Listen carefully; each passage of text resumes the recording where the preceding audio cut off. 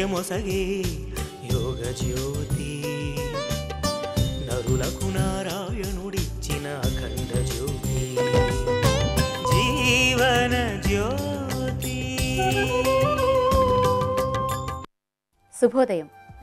జీవనజ్యోతి కార్యక్రమానికి స్వాగతం. ఇవాల్టి మన కార్యక్రమంలో శరీరంపై తెల్లమచ్చల నివారణకు ఆయుర్వేదంలో ఉన్న పరిష్కార మార్గాలను డాక్టర్ గాయత్రీదేవి గారిని అడిగి తెలుసుకుందాం. డాక్టర్ గారు నమస్తే అండి. నమస్కారం అమ్మా. ఈరోజు మనం చర్చించుకోబోయే జీవన సమస్య శరీరంపై తెల్లమచ్చలు. అసలు శరీరంపై ఇలా తెల్లమచ్చలు రావడానికి కారణాలు ఏమిటో ముందుగా వివరిస్తారా అండి? అలాగేనమ్మా. మామూలుగా ఏంటంటే మన శరీరానికి రంగునివ్వడానికి మెలనిన్ అని ఒక పదార్థం ఉంటుంది. అంటే శరీరంలో అంటే చర్మం మీద మెలనోసైట్లు అని ఒక కణాలు ఉంటాయి. ఆ కణాల లోపల మెలనిన్ అని ఒక పదార్థం ఉంటుంది. ఈ పదార్థమే మన చర్మం మీద ఉన్నటువంటి రంగుకు కారణం అనమాట. నల్లగా ఉండనివ్వండి, కొంచెం తెల్లగా ఉన్నా, లేకపోతే గోధుమ రంగులో ఉన్నా, ఏ రంగులో ఉన్నా సరే ఈ పదార్థమే దానికి కారణం. అయితే కొన్ని సందర్భాల్లో ఈ పదార్థం అంటే మెలనిన్ అనేటువంటిది నశించిపోతూ ఉంటుంది, డీజనరేట్ అయిపోతూ ఉంటుంది అనమాట. అలా అయిపోయినప్పుడు ఏ భాగంలో అయితే అలా అయిందో అక్కడ ఒక తెల్ల మచ్చ ఏర్పడుతూ ఉంటుంది. అయితే ఇప్పుడు మన తెల్ల మచ్చలు అని చెప్పుకునేటప్పుడు రకరకాల తెల్లటి మచ్చలు ఉంటుంటాయి. అయితే ఎక్కువగా ఇబ్బంది పెట్టేటువంటిది బొల్లి అని మనం చెప్పుకునేటువంటి తెల్లటి మచ్చలు. అది కాకుండా కూడా కొన్ని రకాల తెల్ల మచ్చలు ఉంటూ ఉంటాయి. అంటే సోభి అని చెప్తూ ఉంటాం, అక్కడక్కడ చర్మం మీద పాలిపోయినట్టుగా అయినట్టు ఉంటుంది.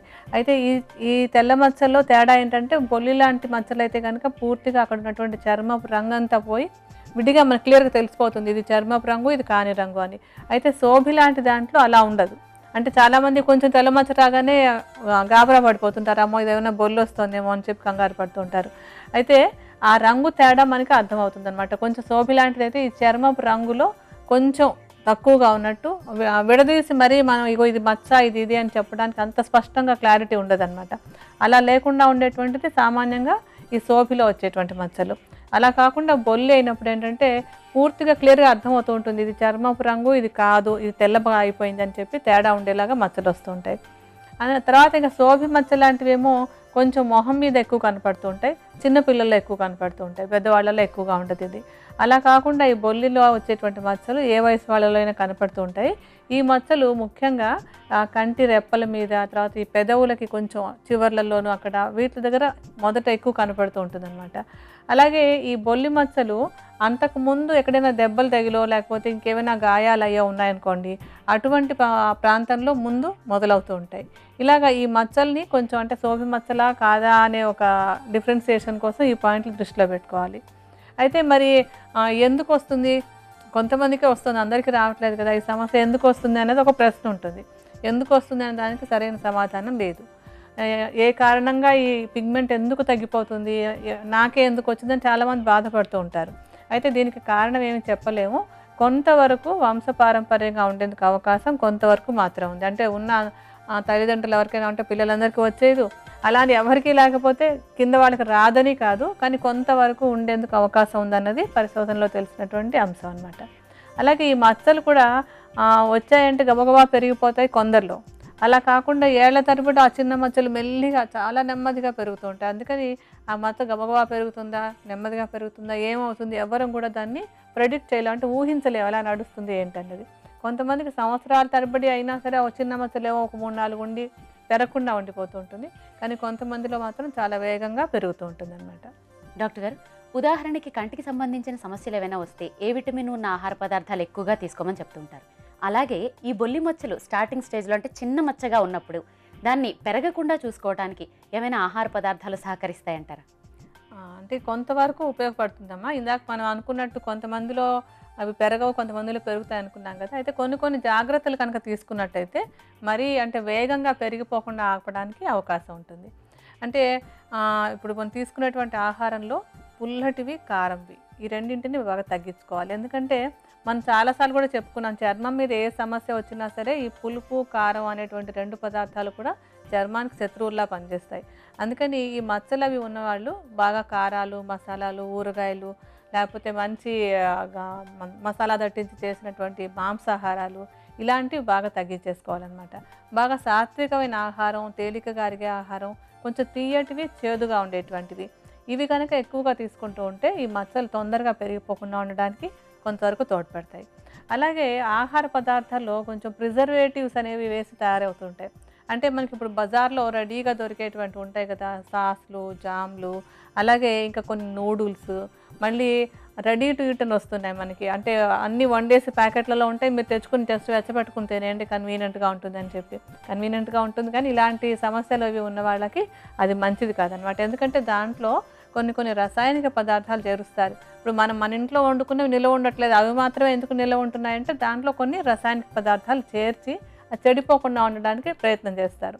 అలా ఏంటంటే సోడియం మెటాబైసల్ఫేట్ అని, సోడియం బైకార్బోనేట్ అని, ఇలా కొన్ని రసాయనిక పదార్థాలు అందులో చేరి ఉంటాయి కనుక ఆ రసాయనిక పదార్థాలు శరీరంలోకి వెళ్ళి ఈ మచ్చలు కొంచెం తొందరగా ఎక్కువైపోయేందుకు ఒక కారణం అయ్యే అవకాశం ఉంటుంది. అందుకని ఎప్పుడు కూడా రసాయనిక పదార్థాలు చేర్చి నిల్వ ఉంచిన ఆహార పదార్థాలని మానేసేయాలి.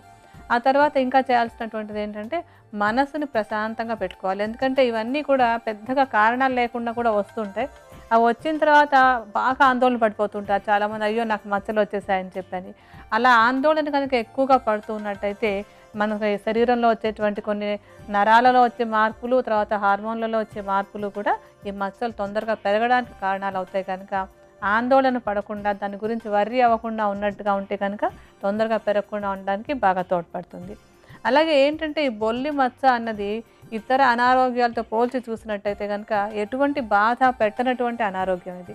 అయితే కానీ ఏంటంటే కాస్మెటిక్గా పై కనపడుతుంటుంది, లోపల ఏదో పెద్ద క్యాన్సర్ లాంటి జబ్బున పై కనపడదు. కానీ ఈ పైన ఉన్నటువంటి చిన్న మచ్చ నలుగురికి కనపడుతూ ఉండటం వల్ల మానసికంగా ఒక కాంప్లెక్స్ బయలుదేరుతుంటుంది. అయ్యో నేను కనిపిస్తుంది, నాకు మచ్చలు ఉన్నాయి అని ఒక దిగులు ప్రతి వాళ్ళకి ఉంటూ ఉంటుంది. అది ఎవరికి వాళ్ళకి తగ్గించుకోవడం ఒకటే కాకుండా మిగతా అందరికీ కూడా నేను చెప్తున్నది ఏంటంటే, చాలామంది చిన్నపిల్లలు అలాగే బెంగపడుతూ ఉంటారు, పెద్దవాళ్ళు అంతే, వాడికి మచ్చలు ఉన్నాయని నోటికి టపామని అనేస్తూ ఉంటారు. అరే ఇతరులని బాధ పెట్టేలాగా అలా మనం మాట్లాడకూడదు అనుకునేది కూడా మిగతా వాళ్ళందరూ కూడా అనుకోవాలి. ఎందుకంటే ఇదేం పెద్ద జబ్బు కాదు, వాళ్ళు చేసిన తప్పు వల్ల వచ్చింది కూడా కాదు, ఎందుకో వచ్చింది. ఆ వచ్చిన దానికి ఎందుకో వాళ్ళకి వచ్చింది అనుకుని పట్టించుకోకుండా వదిలేయటం అనేది మిగతా వాళ్ళు చేయాల్సినటువంటి పని. అలాగే ఈ మచ్చ వల్ల నాకు అనారోగ్యం ఏమీ లేదు, నా మానసిక శక్తిని నేను కోల్పోకూడదు అనేది ఎవరికి వాళ్ళు కూడా అనుకుంటూ ఉండాలి. ఇలా చుట్టుపక్కల వాళ్ళు ఇద్దరు కూడా మానసికంగా కనుక బాగున్నట్టయితే కనుక ఈ మచ్చలు తొందరగా పెరగకుండా ఉండడానికి కూడా బాగా తోడ్పడుతుంది. డాక్టర్ గారు, శరీరంపై ఏర్పడ్డ ఈ తెల్ల మచ్చల నివారణకు ఉపకరించే ఆయుర్వేద ఔషధం ఏ విధంగా తయారు చేసుకోవాలో వివరిస్తారా అండి? ఇప్పుడు నేను మీకు 2 రకాల ఔషధాలు చూపించబోతున్నాను. ఒకటి కడుపులోకి తీసుకోవడానికి, ఒకటి పైపూతగా వాడుకుందికి. మొట్టమొదట మనం కడుపులోకి తీసుకునేటువంటి ఔషధం గురించి మాట్లాడుకుందాం. ఈ ఔషధంలో మనం తీసుకునేటువంటి మొదటి మూలిక బావంచాలు.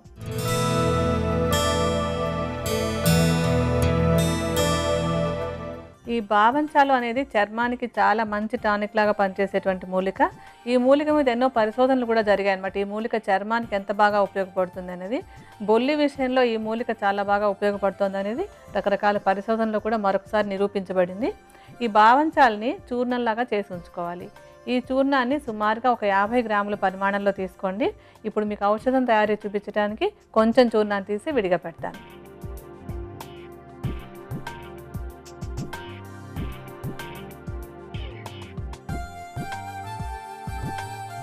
శరీరంపై వచ్చే తెల్ల మచ్చల నివారణకు ఉపకరించే ఆయుర్వేద ఔషధానికి కావలసిన ఇతర మూలికలను చిన్న విరామం తర్వాత తెలుసుకుందాం.